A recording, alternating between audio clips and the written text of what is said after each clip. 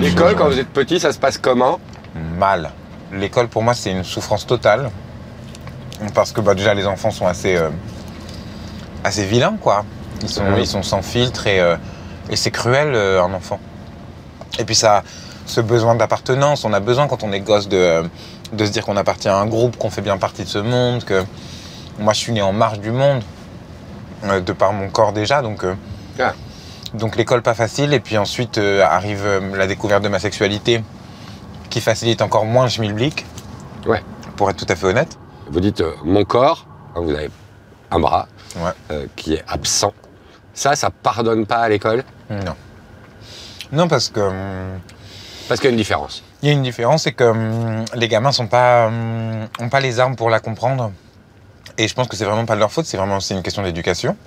Et que la plupart des parents, à cette époque-là, en plus, on parle quand même d'une époque qui n'est pas celle qu'on vit aujourd'hui, où on parle quand même beaucoup moins à l'époque de diversité.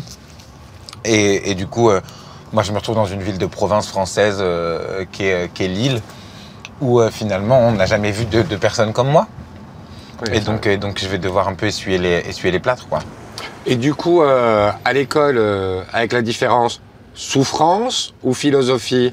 Je pense que la souffrance a très vite amené la philo, ouais.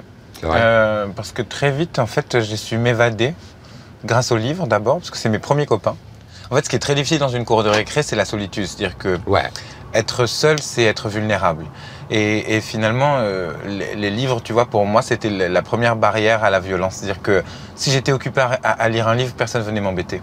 Et puis dans la vie, ça fera un lecteur vorace? Ouais. Vraiment? Ah, je me suis jamais arrêté.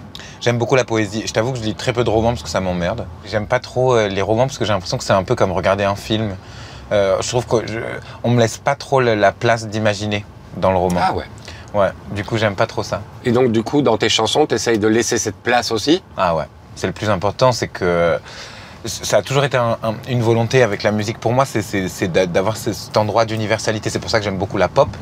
C'est que j'adore l'idée que ma propre histoire soit finalement exposée de façon assez ouverte pour qu'on puisse s'identifier. Et c'est ce qu'il y a de magnifique avec Masculinity, c'est que c'est une de mes chansons peut-être les plus personnelles. Et pourtant, c'est celle qui résonne avec le plus de poitrine. Il y a un truc comme ça où quand je suis en concert, je vois dans les yeux de chacun et chacune des personnes qui chantent avec moi que chacun et chacune a sa propre histoire de cette chanson et que c'est pas du tout la même que la mienne.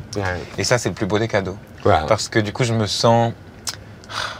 tu vois, on revient à l'enfance. C'est que d'un coup, j'ai l'impression qu'enfin, j'appartiens à ce monde-là. Immense victoire.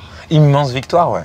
Immense victoire pour moi de savoir que je suis bel et bien un être humain et que je suis traversé par les mêmes choses que tous et toutes ici-bas, quoi. Tu en as douté?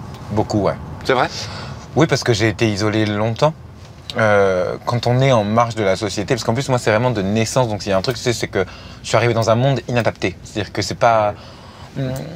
Et donc du coup très vite je me suis dit, oulala, il faut que j'observe cette société pour savoir comment est-ce qu'elle fonctionne, pour pouvoir à un moment y trouver ma place. Avant la musique, j'ai été danseur, et du coup en fait si tu veux, c'est à chaque fois ces portes de langage là qui m'ont amené au plus proche de mon humanité.